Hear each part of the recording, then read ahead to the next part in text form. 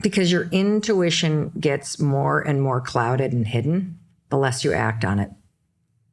See, every morning that you wake up, let's just take a super simple example because you'll be able to use this countdown technique in absolutely every aspect of your business. You'll be able to use it to go 5, 4, 3, 2, 1 and take a deep breath before you yell at all the line cooks because it's a busy night and everybody's slow, and to approach it a different way. You'll be able to go 5, 4, 3, 2, 1 and pick up the phone call and start making cold calls that you've been avoiding. Let's take the example of the moment the alarm rings in the morning and getting out of bed. The alarm represents intuition. It's like a call, right? You can feel it. It's a knowing. And your instincts are always dead on. They're not leaving you. They're hardwired into your natural intelligence. It's part of this inner compass that you have. But you can become disconnected to it if every single time your intuition says you should make that call and you hesitate and then you don't.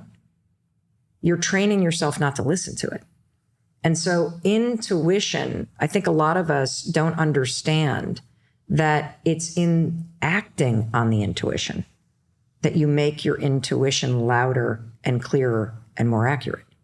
And if you go back to this simple example, I mean, just try this tomorrow morning. Set your alarm for half an hour earlier than you normally do if you're the kind of person that can spring out of bed.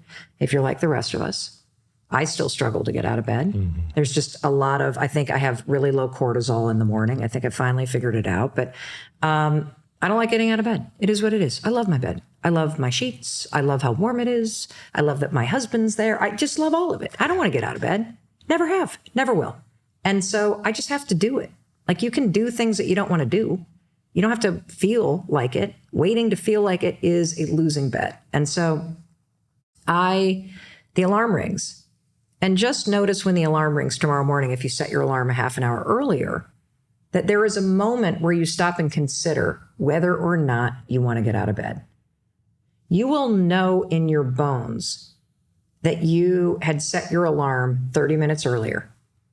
And by setting your alarm 30 minutes earlier, you had made a promise to yourself. When that alarm rings, it is time to keep the promise, but you're going to hesitate on that.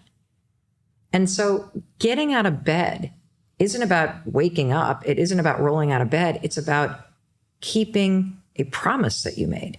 And when you do that, the alarm rings. I know I should get up. I get up. You just strengthened your intuition.